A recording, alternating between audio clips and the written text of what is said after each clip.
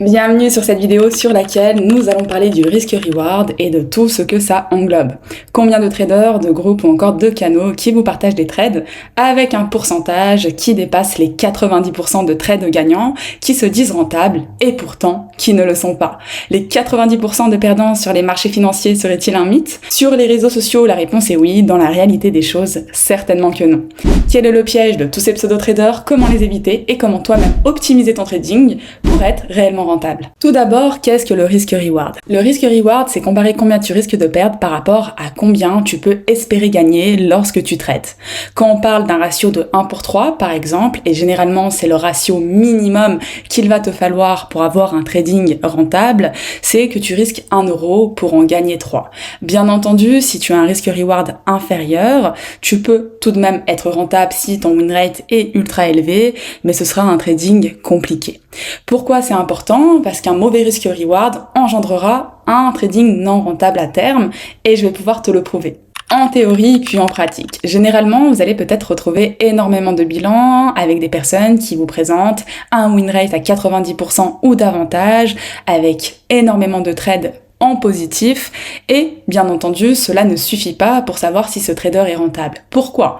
Parce qu'aujourd'hui tout le monde peut trader. Un enfant de 10 ans, il a juste à cliquer sur buy ou sur sell et il opère sur les marchés financiers.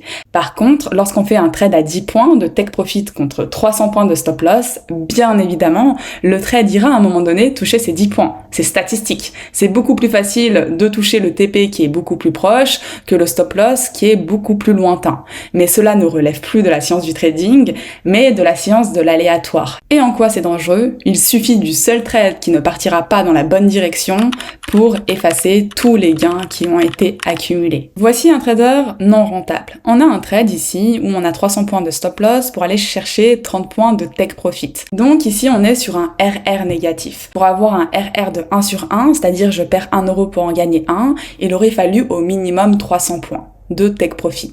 Pour avoir un RR de 1 pour 3, c'est-à-dire je risque 1 euro pour en gagner 3, il aurait fallu un take profit de 900 points. Donc vous avez compris un peu la démarche. Ici, partons sur le principe que cette personne a 90% de win rate. Waouh!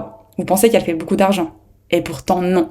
9 trades gagnants, c'est-à-dire qu'elle a réalisé 0,9% seulement de variation, puisque 30 points correspond à 0,1% du capital, et un seul trade perdant, si cette personne risquait par exemple 1% par trade, je suis gentil, et bah elle fait moins 1%.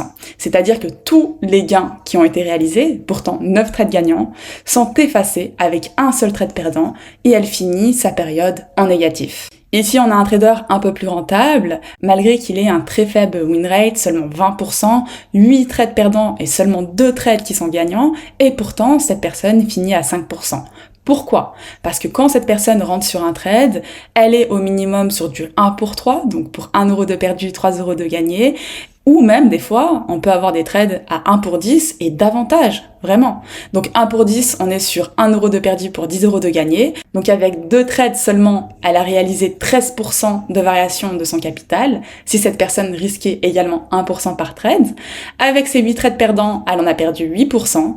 On fait le total, elle est à 5% en positif à la fin de sa période.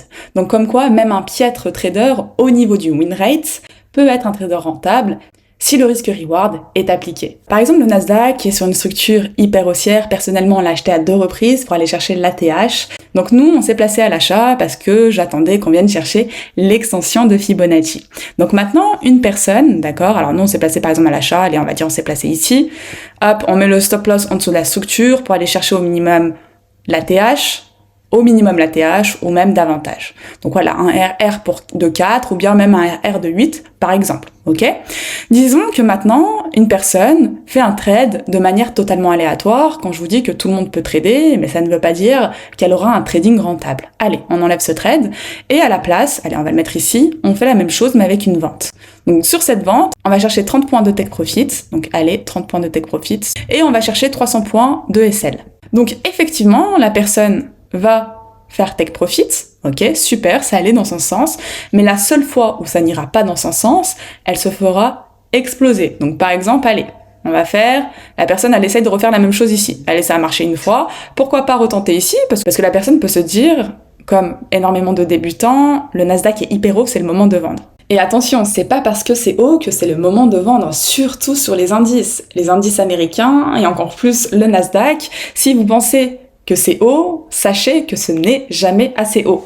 Donc la personne se place à la vente, ok, on vient pas chercher son TP et elle se fait exploser. Donc moins 300 points alors que peut-être elle avait fait 5 TP à 30 points. Et malheureusement ce trade et ce seul trade enlève tous ses gains et ramène son compte en négatif. Donc ce qui est essentiel à comprendre, trader pour trader, ce n'est pas trader. Le trading de qualité n'est pas du trading à la demande.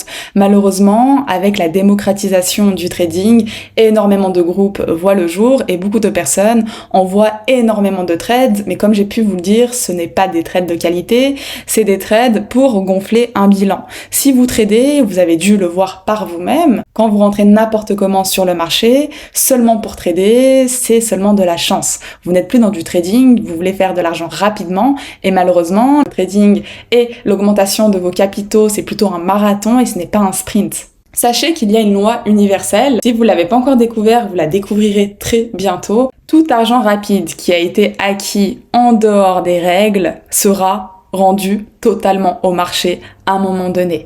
Parce que la première fois peut-être, vous n'avez pas écouté les conseils que j'ai pu vous donner là juste plus haut, en prenant n'importe quel trade, donc vous allez faire des gains, ok, des gains, il suffira du seul trade qui ne passera pas, et puis vous aurez tout perdu. Donc il faut savoir également, des fois il y aura des setups, des fois il n'y en a pas, et c'est ça le trading. Un trader attend davantage qu'il ne trade, et lorsque vous aurez compris cette phrase, vous ferez un trading de grande qualité. Donc pour étudier si un trading est rentable, vous pouvez bien entendu utiliser le win rate, mais le win rate seul n'est pas suffisant. Ne vous faites pas avoir par les bilans que vous voyez passer autour de vous. Le plus important également, et l'une des composantes qu'il faut prendre en compte, est le risque reward. Donc pour résumer, ce que je vous invite à faire, c'est lorsque vous rentrez dans un trade, vous rentrez dans le trade seulement si vous avez toutes vos confirmations. Bien entendu, vous rentrez sur un trade si le jeu en vaut la chandelle, c'est-à-dire un 1 pour 3 minimum. Personnellement, ce que j'applique à mon trading, je rentre dans un trade si au minimum, je vais chercher du 1 pour 3. Il faut savoir que la bourse est ouverte toute l'année. Demain, elle sera encore ouverte, la semaine prochaine également, et le mois qui suivra également. Donc pourquoi se précipiter sur des setups qui n'en valent pas la peine? Donc j'en ai terminé pour cette vidéo. Dites-moi ce que vous en avez pensé. N'hésitez pas à vous abonner, à aimer la vidéo si elle vous a plu, et je vous dis à très vite pour les prochaines.